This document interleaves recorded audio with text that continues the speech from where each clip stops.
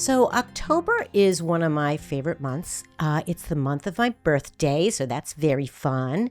But it's also the time of the year where the fall foliage is, just splendid and abundant here in the Northeast. The days are still warm enough to be outdoors all day long, and the night's cold and crisp, so sleeping is definitely easier. Apples are abundant, which is really fun, and I'm reminded every autumn just of the passage of time and the importance of being in the moment. October is also an especially important month politically, particularly in the U.S., due to the phenomenon known as the, quote, October surprise. Since the national election day falls in early November, any major news story or event that emerges in October can have a significant and immediate impact on voters' decisions. Thus, an October surprise. This is something I just learned. October is also when campaigning intensifies, early voting begins, and the Congress here in the U.S. spends September and October hopefully setting policy for the upcoming year. Local candidates are equally active during this time, and though fewer folks tend to vote in local elections, unfortunately, I'm asking you, if you live in Dutchess County, New York, please, please, please be very aware of a particularly important race for Dutchess County Court Judge. This month on GynoCurious, I am asking that you either re-listen or for the first time hear about Nicole Addimando, a domestic violence survivor who was further abused by the justice system. You're going to hear from Nikki herself, Michelle Horton, her sister, who wrote a terrific book that I encourage you to read, and she will talk about that, as well as a couple of women who are part of the I Stand With Nikki support group, who have been along Nikki and Michelle's side for years now. Nikki's story reminds us of how important local elections are and how our votes matter. Finally, you're going to hear an interview with Kara Gary, a candidate running for the Dutchess County Court Judge seat. I'm hoping by listening throughout October, you will learn how important it is to stand behind Kara and vote for her in November.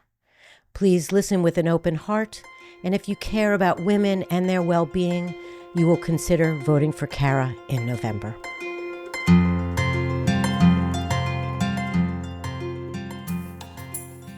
Welcome back to GynoCurious. I'm your host and creator, Dr. Amy Novatt. From both sides of the speculum, we're here to investigate what it means to be a healer and to be healed. Please send me your questions and comments. I want to hear from you. Comments at radiofreerhinecliffe.org. And if you're interested in my clinical practice, both in person or virtual, please go to dramynovatt.com. And I'm now providing a 15-minute free introduction if you want to get to know me a little bit better or talk about why you're interested in seeing me. I'm really glad to have that conversation with you. So today's conversation takes us somewhere a little different, but no less essential. We're here to talk about local elections. This conversation is a continuation of prior GynoCurious episodes, specifically number 51 and 93, if you want to refer back to them. I just feel that anyone who's listening, particularly those who are living in Dutchess County, be aware of and vote in the election this November for the Dutchess County Court Judge. Local elections have profound effects on our daily lives. They influence school funding, zoning laws, public safety, access to health care, and so much more. Voting isn't just a way to shape the future. It's a civic duty that honors those who fought for the right to vote, and especially for those in communities who have historically been excluded or silenced in the political process. Although we're talking about a local Dutchess County election, I want to remind everyone who's listening, no matter what county, state, or country you might call home, that voting in your local elections is so critical. Unfortunately, the turnout for local elections tends to be kind of painfully low, which means that we're forfeiting the real opportunity to impact meaningful change close to home. So please vote. Now, my bias after over 100 episodes of GynoCurious is very clear. I am a woman's health advocate through and through. And if you've listened to past episodes of GynoCurious, you've heard how interconnected health is with nearly every aspect of our lives. The chronic stress of being a woman in this world takes a toll, whether it's ongoing fight for pay equity, for equal access to medical care, quality health care, for medical science that treats women as more than just small men, or for laws that finally and fully protect us from violence. These are issues that shape our physical, emotional, and social well-being. Politics may feel very far away at times, but when it comes to our bodies, our health, and our rights, local leadership matters. Today, to help you understand how important this November 2025 election is, I've invited Michelle Horton and Linsey Gatto to the studio. Michelle Horton is an author, sister, mother, and aunt who has worked tirelessly to protect domestic violence victims and survivors. Her book, Dear Sister, a memoir of secrets, survival, and unbreakable bonds, is something that I've talked about before on GynoCurious. I've had the pleasure of having her here before, and I'm so grateful for Michelle for being here again today. A new guest is Linsey Gatto, who's a member of the Nicole Addimando Community Defense Committee and part of its social media team. Linsey has worked as a marketing director for various organizations and most recently a content creator of an online community called Togetherish Mom. She is a mother of 2 boys and a lifelong resident of the Hudson Valley. Welcome, ladies. I'm so happy to see you here today. Thank you for having us. Yeah, I'm so happy to be back here. Thank you. So, Linsey, I have to kind of start with a question about this online community because we're all mothers in this studio today.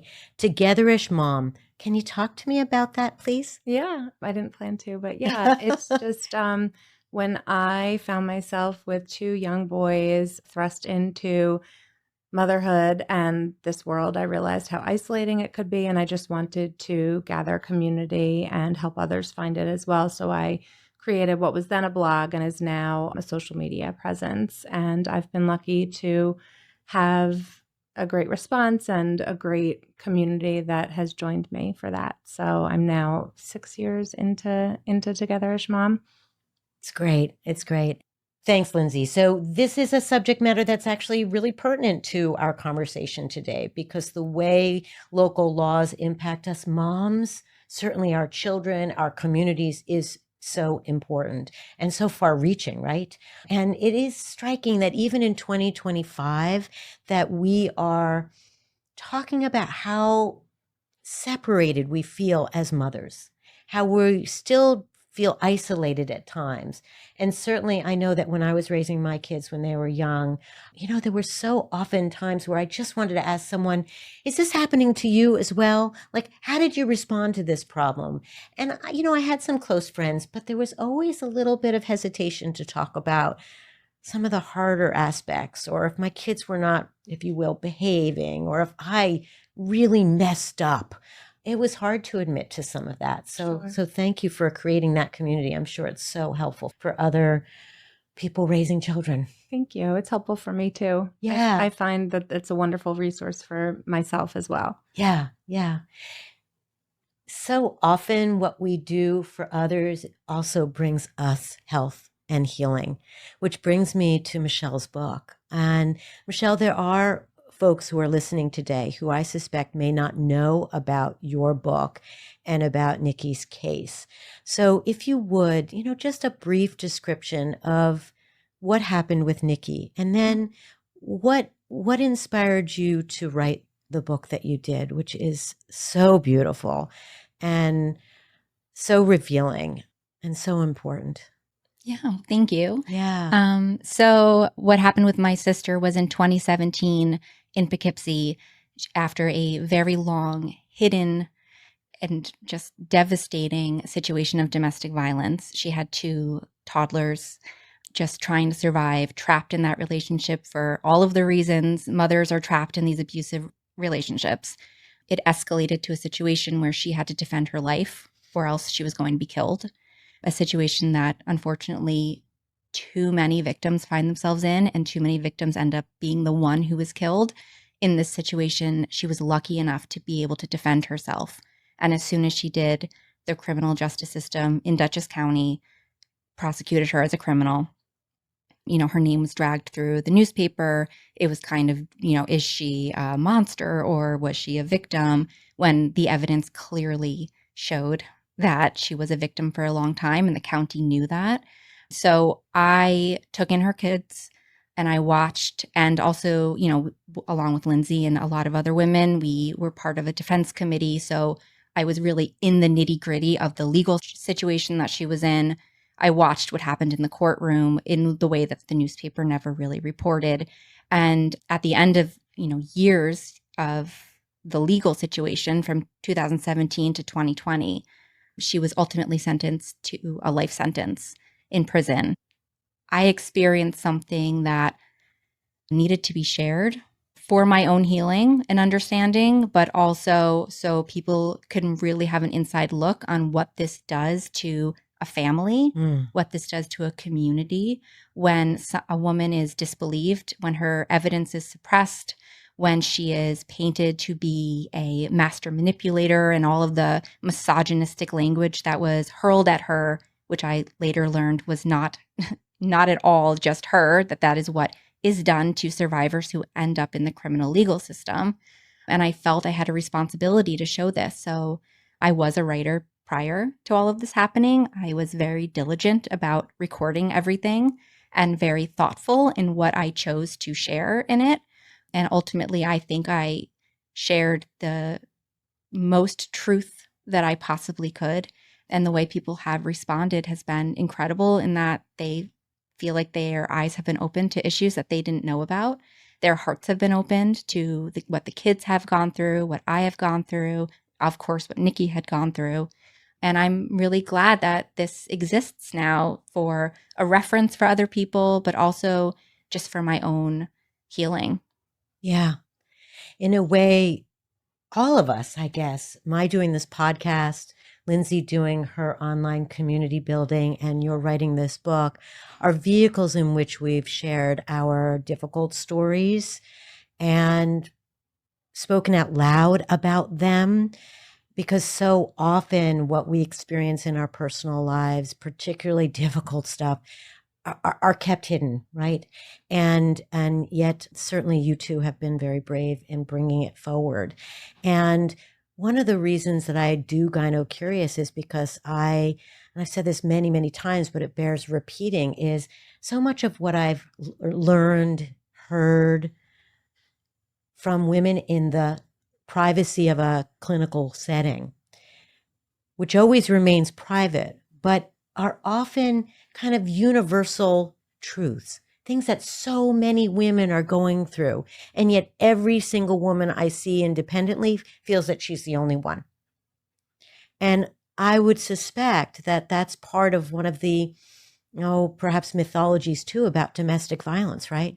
That the individual feels that she has perpetrated it, she's brought it on, she's the only one going through it. And of course, we know the statistics are, tell us absolutely that's not the case. Yeah. Even societally, when somebody is killed, it's kind of treated as this, oh my goodness, like this, they seemed so normal. Everything seemed great. This is something that is wild and crazy. When really, if you look at what happened to that in that particular case, and you connect the dots to all of the other cases out there, there's a pattern, there's a predictability to it, and there are common threads amongst them all. And unfortunately, at the end of it is the woman, and sometimes even the children, are killed. Yeah. Can we talk a little bit about that? Maybe, Linsey, you can chime in. What are some of the mythologies and or those trends that Michelle speak about that might just help identify for someone listening to say, oh, interesting, maybe I have to think about my situation a little bit more, or they've all called me names and I know I'm not that. Can we kind of break down some of these mythologies and storylines, narratives that so many people have that are not true? You mean about domestic violence victims? Yeah. Well, I think the most frequent myth that we hear all the time is that why didn't she just leave? And we Yeah. hear that about women or, from men and women, alike. We hear that commentary. And I think it speaks to more than just a lack of understanding. I think it's that we ourselves want to feel that we're safer than we are. We want to other the victim to make ourselves feel like that couldn't happen to us or our sisters or our friends or our mothers, when in reality, it doesn't discriminate from, socioeconomic status or what type of person you are. And we want these, perfect victims. And we talk about that a lot as well in the work that we've done as a committee. We talk about how women who are victims of domestic violence, in order to be believed, they have to be perfect. They have to be monogamous. They have to look a certain way. They have to dress a certain way. They have to, and in the work that we did surrounding Nikki was as perfect of a victim as there ever would be. And still, she was not believed, which was devastating to witness. And back to the mythology, the way I always look at it is I always say, if you look at it from a lens of believing a woman, it all makes perfect sense. If you look at the world trying to pick things apart and say, well, she could have done this, or this is where she went wrong, or, she could have fled the county and taken her kids and walked out the door and all these things that we hear, you're missing a big piece of it. But if you actually just look at it as imagining the fear that a mother and a woman would fear when she has her own life at stake, and no mother would ever choose to leave her child, in any way or put the children at risk, it makes perfect sense. When I heard about Nikki's story, I was not connected. Now Michelle and Nikki are both wonderful friends of mine. But when I first heard Nikki's story, I just believed it. And I never questioned it. So it made perfect sense. And I was shocked to see the local publications getting it so wrong. And even just like Facebook posts and comments that people I knew were making, I was appalled by it. Because again, if you just look at it like she's telling the truth, then it all makes perfect sense. You don't get caught up in, oh, he was this type of person. He was a great guy. He would never. Yeah. Do you have anything to add, Michelle? Yeah. I mean, just what you just ended with, that is another myth that we would somehow know when somebody was an abusive person, when the reality is that often people who are abusive behind closed doors wear a mask in public. Yeah. And it is not just who you think. It is someone who could be affluent and powerful and charismatic and maybe works with children. Like, these are really common. They're philanthropic. They are donating to their domestic violence shelters. They put on a good show because they know that if you ever talk about it, no one's going to believe you. That no one's going to believe you is it's paved well ahead of time. And also, what I learned that I didn't know prior to this is that there is an escalation. Part of the pattern is an escalation of violence, and that at the very beginning, there are red flags of coercive control that really should not be ignored for people who are listening, because it can escalate.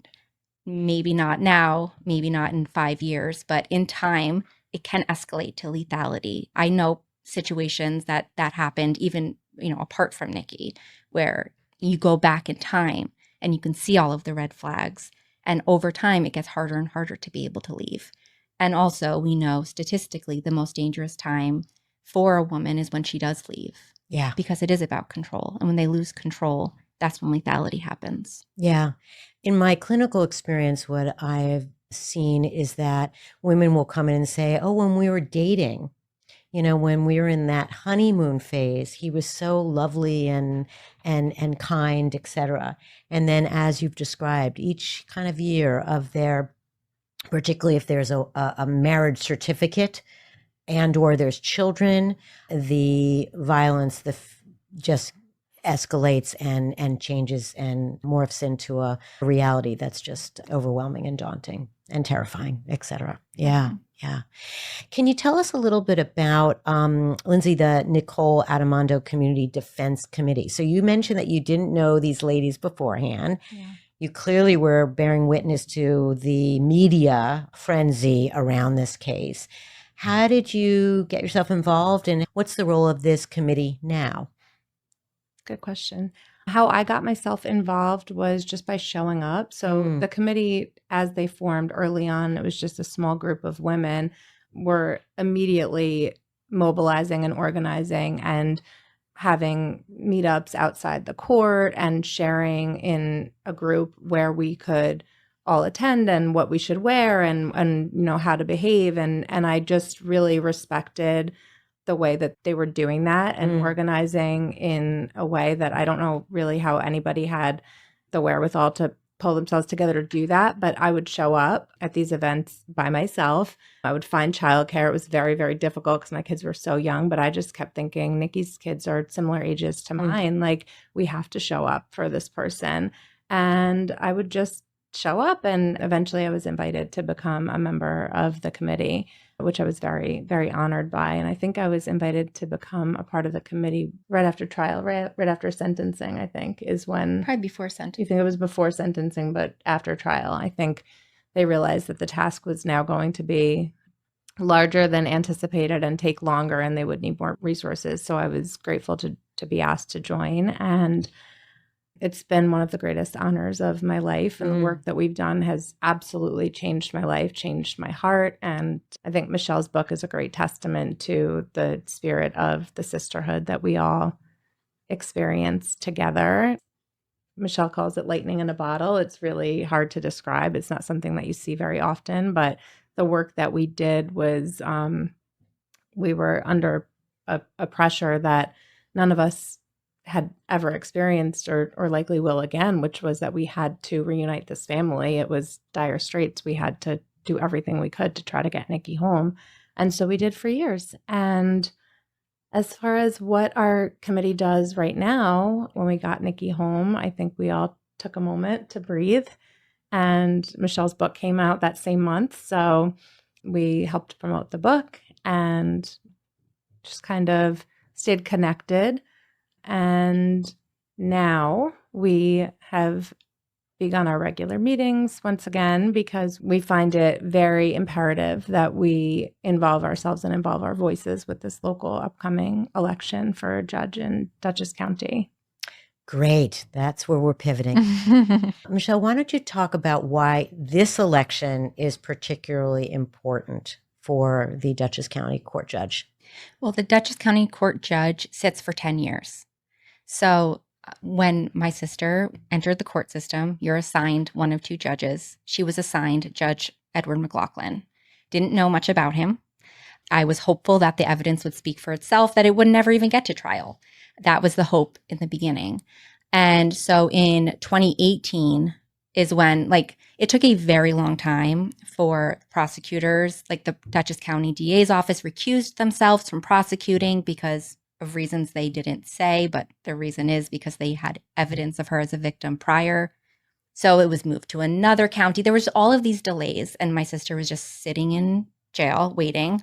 And it wasn't until 2018 in the spring where the judge started to actually make rulings that we were like, uh-oh, this is not good, because every ruling was siding with the prosecution, even wild ones like removing Nikki's choice of counsel after 8 months because of a conflict that was not a conflict. We don't even have to go into it, or we can go into it.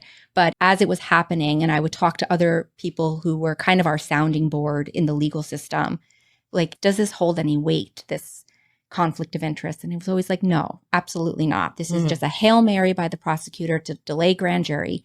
But the judge ruled to remove Nikki's choice of counsel, which really started a domino effect of her constitutional rights being violated and her defense being cut off at the knees. Then we move forward and all of these evidentiary hearings happen and basically everything is suppressed. And, Nikki is in jail and she's in a state of being isolated. So it's on me as her family to kind of have these legal conversations. And I'm trying to ring bells and say, Judge McLaughlin used to work in the DA's office when Nikki was a victim, and they had, files of her being a victim from police officers. They knew what was going on, that there was an escalation in violence. There are 2 young kids. He has a registered gun. there should have been enough flags for an evidence-based prosecution. He was the bureau chief at the time. How is this not a conflict? And they said, you know what it is? So many judges were prosecutors that the protections for judges, like it's almost impossible to remove a judge once they're in place. And this was in 2018. And they were like, he was basically just elected. So I thought of 2025 back then. I bet. To be like, you know, I have to do everything that I can to make sure that people know about what he does and how he rules. And it just got worse and worse and worse until she was sentenced to 19 years to life. And the things that he said on the record were outrageous. His decisions were outrageous. And I find him to be a very dangerous person with deeply misogynistic and problematic views that span much beyond my sister. So it's really not just about her. But for me, I watched in the courtroom what happened. And just by crazy, weird coincidences, I also know the woman who's running against him. I watched her. Her name's Kara Gary. She was Nikki's counsel who was removed, which is just, I mean, she wasn't her trial attorney. Nikki wished she was, because unlike Nikki's trial attorneys and other attorneys that I had met, Kara was the only one to kind of take a beat and learn, to say, you know what, this is beyond the scope of my experience, and I'm going to talk to experts and I'm going to educate myself and I'm going to be measured and I'm going to be fair and I'm going to really take my time to understand my client. Whereas Nikki's trial attorneys were like, this is the way it is. And, you know, with judges and lawyers, I have found in my experience, not to offend anybody, egos are very high sometimes. Is that fair to say? It's been my experience too. I mean, there are some lovely attorneys out there who are trying to protect the environment and work on behalf of women. And when we get the criminal system, there is a game that I did not know about, which I do try and shed light on in my book, because I think it's really important that we think we have these constitutional rights. There is an innocent until proven guilty. There is like a fairness to it that is really smoke and mirrors. Yeah. It's not really true. Yeah. Which is why it's so imperative that we vote. I mean, judges, not everywhere judges are elected. In New York State, judges are elected. It becomes political. It's so important that you don't just vote on party line. You really take time to understand who these people are, because this is not like a 2 or 4 year term. This is a decade. And it is so hard. I mean, Judge McLaughlin is controversial beyond Nikki. He's controversial because a New York University study came out recently that looked at 140 New York State judges. He was 15th on the list for excessive sentencing. It is, first of all, so hard for any case to be overturned on an appeal. It is, I mean, the statistics we were quoted when Nikki was going through the appeal process was less than 1%. Wow. So the fact that he has multiple cases that are getting resentenced because they are excessive, that really says something. And I know there might be people who are like, well, you know, he should be sending people away. He's tough on crime. But excessive sentencing shows a pattern of what your judicial viewpoint is. It's punitive. It's not rooted in fairness. It wastes taxpayer dollars. For so many reasons, it is not the mindset of someone that you want in that position. Yeah. The word I often use is theatrics. Oh, absolutely. The whole courtroom is a theater. And the players tend to be identified very early on, who's who. And the level of misogyny, the patriarchy, and the language used particularly against women who are victims of domestic violence has been reiterated over and over and over again. And this judge in particular is well known for it. And it just, of course, stirs my blood when I think, oh, the reason that all this evidence was hidden or not just revealed is because they were ashamed of their lack of follow through. Is just talk about criminal. That is criminal. Yeah, and a lot of it happens in secret. Of so course. A lot of the evidentiary suppressions are happening in secret, and people want to believe that there must be a good reason for it. Yeah. And that the jury made this decision, which is something that if Judge McLaughlin was sitting here, I'm sure he would say that the jury made their decision. But the jury only knows what the judge allows them to. That's right. That's right. there was a lot he had the capability to do in secret, but when it was time for him to make a statement during his sentencing, he could have just said, I've looked at all the evidence. This is my decision. He went on a very long monologue, much of which I transcribed from the transcripts into my book because I thought it was so important for people to see. But he suggested to her, nobody knows what goes on in an intimate relationship. Besides the fact that there was videos and photographs and people had witnessed horrific violence that was done against her. He said, perhaps you didn't want people to know you reluctantly consented. And I remember looking around the courtroom saying, did he just say that she reluctantly consented? Does he not understand that that's rape? When you're talking about sexual violence, saying maybe you reluctantly consented just puts the blame right on her. And then he said, clearly someone who's made the choices that you've made is a broken person. And I will tell you, what my sister has carried, besides the fact that the prosecutor just completely rewrote her narrative and what people think about her is so wrong based on that, hearing his voice tell her she's a broken person, that takes a lifetime of healing to get over something like that. Yeah. And it doesn't matter who broke her, right? It doesn't matter. First of all, she's not a broken person. It's just a horrifying thing to say to somebody when you're in that position of power. Yeah. But there was no motive. There was no money she could have. There was no proven love interest. They went through all of her texts and everything.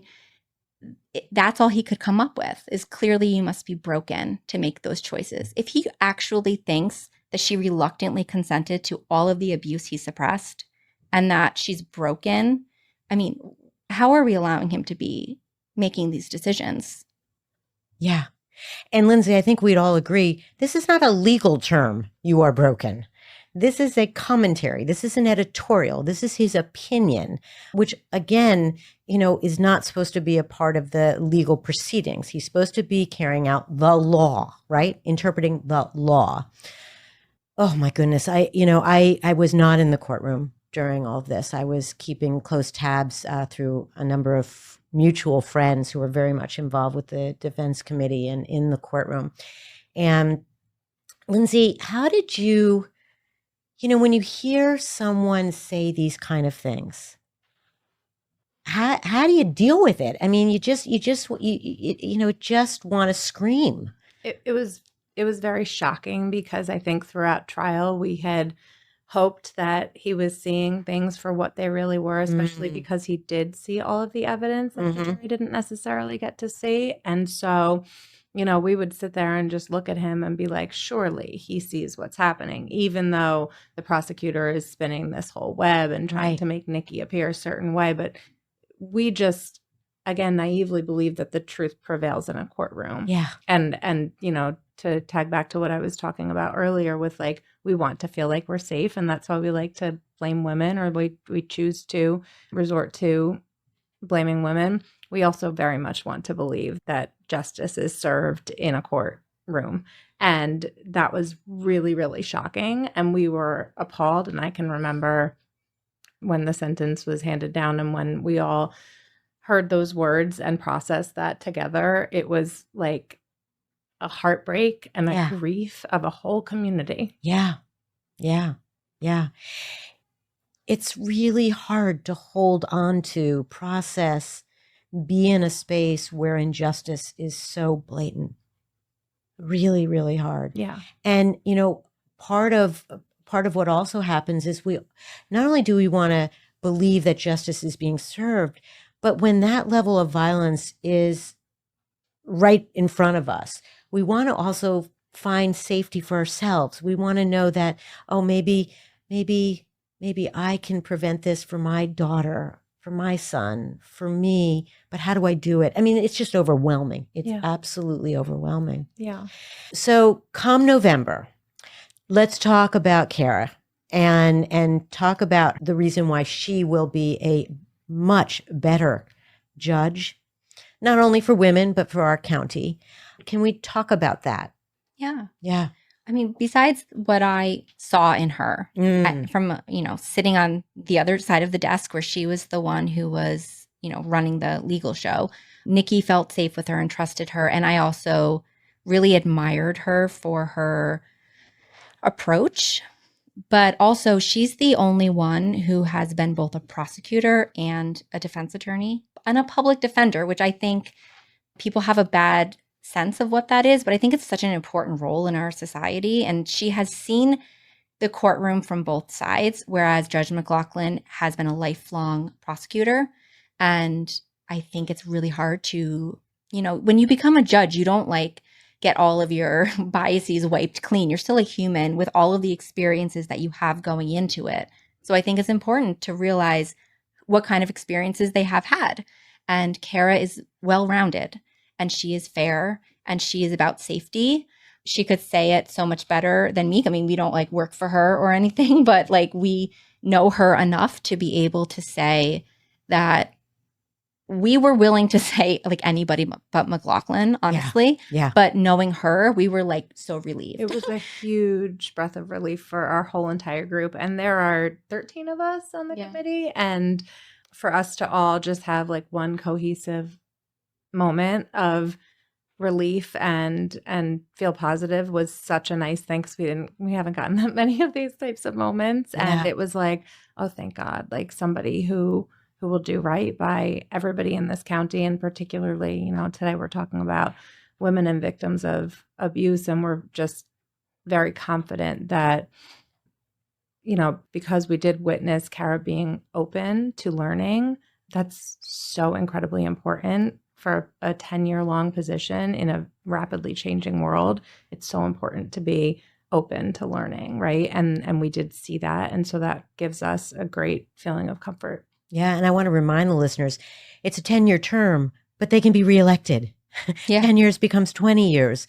It becomes a kind of a lifetime job that, over those years, boy, you can influence the courts around you, the policies around you, communities, vast communities. Yeah.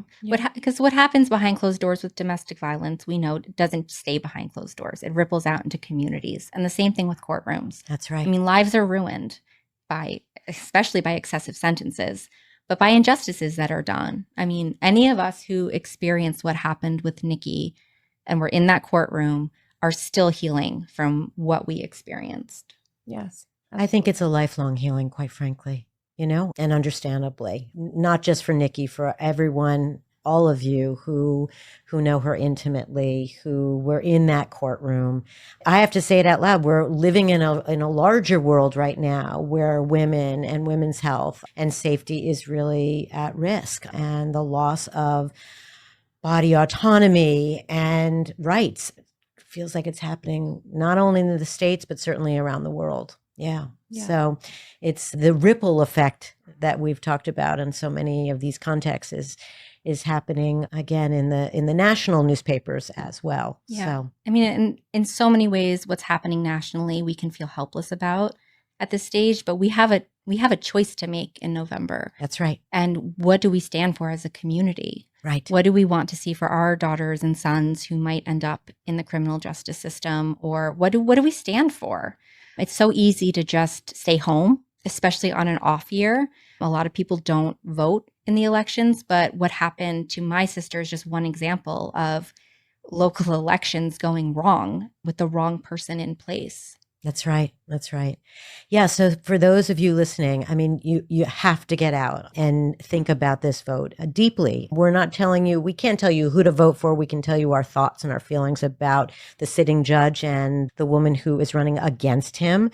And the three of us clearly feel pretty strongly about this vote. But please educate yourself, because this is an opportunity to think not just about party lines, as Michelle mentioned earlier. I mean, listen, everyone on both sides of the table or sides of the aisle are either a parent or a sister or a brother, or know a woman who they feel strongly about. So let's get outside of the dynamic of the aisles and really think about the safety of women and their children, all families, and educate men, educate boys about how to be in relationship with women in a respectful, honest, nonviolent manner. That's part of our mission too. So, part of, I suspect, as you went through this, Linsey, having two sons, that must have impacted the way that you thought about raising them. Absolutely. Yeah. Yes. And it's been such a gift to have so much more language now surrounding those things and understand that raising them from such a young age with talk about boundaries and consent and respecting people's bodies. Yeah, I've been very grateful to have that language, as well as be surrounded just by the other women on the committee who happen to all be fantastic mothers as well. And we've learned so much from one another as we've navigated this together. And our children have also witnessed the advocacy and been present at some of our, family-friendly events and seen us, having to dip out of bedtime and go onto a committee call that would go late into the night because it was so important for us to do that work. And I now think that them witnessing that is something I'm so incredibly proud that they saw us do good. And, you don't want them to know that the world is imperfect necessarily. And I think before all of this, I definitely just wanted them to look the other way when there was anything bad and turn off the news. And that's my natural inclination as a mother. And I now know that we talk about this, like darkness hides in secrecy and silence. And so I would rather show them what is real and also show them that there's also goodness that comes out of those things, and that it's our duty as people to do that work, because advocacy work is so heartbreaking and people need to take breaks from it and can't carry it alone. And so whenever anybody has ever shown up to us and said, how can we help? We're like, tell us, how can you help? What can you do? Like, what are your skills? What do you have to offer? Because we always want help. We always need support. It's a lot to carry and heartbreaking work to kind of see, as we've talked about, the harm caused and the ripple effects of these types of things. Yeah. I want to remind the audience that, what Michelle and Linsey have shared with us isn't just their opinion. I want to just read a quote that the higher court, when they resentenced Nikki, they issued a, quote, blistering rebuke of his antiquated viewpoints of domestic violence. And again, showed that he was one of the most reverse judges in New York because of his excessive sentencing. So antiquated viewpoints of domestic violence. I mean, that says it all, right? I was going to say they also said he had arcane beliefs. Ooh. And what I was going to say is they chose to resentence her themselves because there was a possibility, and we weren't sure what was going to happen, that if the appeal was granted, it could go back to his courtroom. And so from what we're hearing, again, in people in the legal world, we have heard that was a really big deal, that they chose to resentence her themselves rather than leave it up to anybody else's interpretation. Yeah. As rare as it is for an appeal to be successful, it's even more rare for them to write something like that about the sitting judge. And to override the decision. Yeah. Yeah, to override the decision and to make those comments. Yeah. Well, good. But even with all of that, there's no accountability. Yeah. The only accountability is election. Yeah.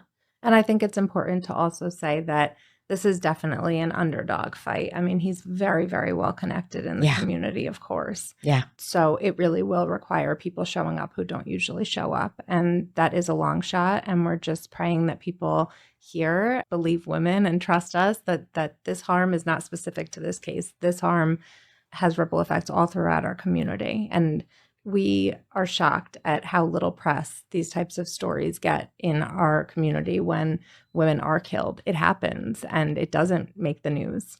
Nikki's story was, I guess, salacious enough that it made news, which was terrible. Yeah. But we feel very confident, like Michelle shared earlier, that it would have gone differently. If Nikki hadn't done what she did, she wouldn't be here with us. Yeah. And so we just hope that people hear and are talking to one another and sharing with their friends and will show up. Yeah. To reiterate, we can feel so overwhelmed by national politics right now. And so one thing that we can do is act locally. And even though this judge is part of the boys club, and we know he is, we can act against it and we can vote against him. So please, again, consider showing up on November 4th, 2025 and place a vote thinking about the well-being of women, their children, and families, and our community as a whole. So we're coming to a close, and I just wondered if you have anything else that you want to say, point out, feel is important for our listeners to know about this election and its importance. It's a big question. Well, there's this thing that happens in courtrooms that I've experienced, that if you say something, they just assume that it's true. And we're seeing this statement that Nikki reluctantly consented, which was something he said, really kind of sparked outrage when we shared it initially after sentencing, and it kind of took on a life of its own. And it's not hard for people to connect the dots that a judge who says something like that, their judgment is off. And so we have noticed in the comment sections of our social media posts where we talk about the election that people who are connected to Judge McLaughlin, like a wife, family members, have said that the term reluctantly consented came from Nikki, that he was quoting her. And I just need to go on the record to say I actually combed through the transcripts. There's a lot of transcripts. Not a single time did she say she reluctantly consented. In fact, every single time I typed in consent, did you consent to this? It was a no. So I just need people to know that just because a judge says something is true doesn't mean that it is. And she did not say that. It did not come from her. Thank you. And the fact that we've seen that in the comment sections of our We Stand With Nikki social media from his family members, shows us that this is what he's saying amongst his circle and what they are saying to refute what we have shared. And it's not true. Yeah. Daunting. Yeah. So again, for those of you out there, please vote November 4th. It is so important. Is there anything that folks can do right now? Is it money? Is it, what should folks do who are listening, who say, I've got to act before November 4th, get Kara into the seat? What can they do? Yes, they can go to Kara, Kara, for county court. Right now, Judge McLaughlin has a gigantic lead on her as far as money being raised. It's kind of common practice, which I didn't know, that lawyers give money to judges at elections and during fundraisers as kind of like good faith for the next time they show up in a courtroom, which I know. But it really For those of those who can't see me, I just had a very big sigh. So there's a large disparity in the amount of money being raised. Although she's doing well, it is nothing compared to what he has done. And she does need, unfortunately, the way our political system works, money to be able to run ads and get her name out there, because not everyone knows her as well as they know him. Right. Even if it's for a bad reason, they know his name. So yeah, there's, a button to donate, which anything you can possibly give is helpful at this stage. Great. And there's also, ways you can show up to volunteer. All of that's on her website. Great. Yeah, so you can sign up for the email list on her website, as we've all done, and we're doing whatever we can. Great. Not everybody has the money for funding, but if anybody happens to be listening and does, that is a significant way that she needs help now. Great. And what GynoCurious is going to do in an effort to help this effort is, in the month of October, I'm going to re-air Michelle's conversation with me about her book, a conversation that I had with Nikki and Kellyanne, and then this one. So we'll be posting this again, and my hope is it's just a reminder of November 4th, and that we can make this vote count, not only to support Nikki and her family and all of these amazing folks who have supported her throughout, but for all the other victims, survivors of domestic violence, because their voice is often silenced. If it's not silenced, it's objected to. And if it's not objected to, it's reinterpreted and changed. So we are here to speak as clearly as we can about what we know to be true. Yeah. I want to let the listeners know that, as we were saying goodbye, Michelle and Linsey shared something with me that I just had to. I just had to have you hear because it is so audacious and and concerning on so many levels that I felt it prudent that we reveal this. So who wants to tell the story? Okay, I can tell the story because it happened to me. So right now it's campaigning season and they're canvassing door to door. And the other day we got a knock on our door and it was Judge McLaughlin campaigning. Nikki opened the door. I was there. And I mean, he looked shocked to the point where I can't think it was like an intimidating move. It was more what I would like to believe, and what I do believe, is that it was carelessness and arrogance to not realize, look at the last name of who is on the house deed that you're going to and realize that it's the same last name as someone that you sentenced to 19 years to life. And Nikki was stunned, as she would be. And, you know, for all of us, it's like equal parts like confounding and horrifying. But the reality is this is Nikki's safe space. Like we worked really hard to be able to get a home where she can feel anonymous and safe. And I won't speak for Nikki, but I feel like she would be okay with me saying that like her sense of safety was definitely rocked after that. Yeah. And I just really think it speaks to his judgment again, you know, like that he wouldn't be more careful with whose doors he's knocking on. Totally agree. Linsey, you have anything to add? I mean, when I got the text, I said something is wrong. There's no way this actually happened. I was in complete shock. It was devastating to me as Nikki's friend because, like Michelle said, that's her safe space. And there's no violation like opening the door and seeing the person who called you a broken person, the person who sentenced you to a life sentence away from your children, standing there. Just to circle back to the no accountability of the judge, we had posted that on our social media on the We Stand With Nikki, kind of as like we were saying, get a Carragary sign, get a lawn sign. If you get a lawn sign, maybe it'll prevent him from showing up at your door like he did to Nikki, which was very benign compared to what we could have done. I mean, we could have shared the Ring camera footage and we didn't. So we had shared that, and somebody in his camp had commented and said that we shouldn't be saying that because I forget the exact language, but that it was an upsetting, embarrassing moment for him and we shouldn't be sharing it or something. Yeah, like that they were uncomfortable. They were uncomfortable, him and the other gentleman that he was canvassing with. And we were just like, I mean, the eye roll heard around the world. We were like, are you kidding me? Let's have him sit in jail for a few years. And that's what's uncomfortable. Yeah. Uncomfortable. Mm-hmm. But the fact that he showed up there and then that was other than tail between the legs, shame, an apology. That's right. That's right. And I think when you are a judge who's criticized for so much excessive sentencing, you probably should have a list of where to canvass. That's right. And check it twice. Or maybe someone on his campaign should be teaching this man some humanity, manners, humility. Yeah. We would all feel so different had there been any apology. Yeah. I don't know what it would have done for Nikki, but it would have been something. It would have helped. It would have helped, I suspect. I just, again, really think this speaks to his character that when now we're in a campaigning, cycle, and us on the committee, we are airing things as we have always about Judge McLaughlin. And now it might be ramped up because there is an actual thing we want people to do. His response time and time again is to blame Nikki.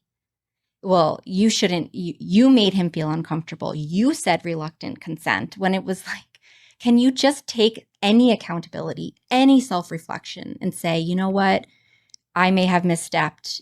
There's none of that, which I think I know I want. I can't speak for what other people want, but I want that in someone who's making giant judicial decisions. Right. The narrative has been for so long about blaming the victim.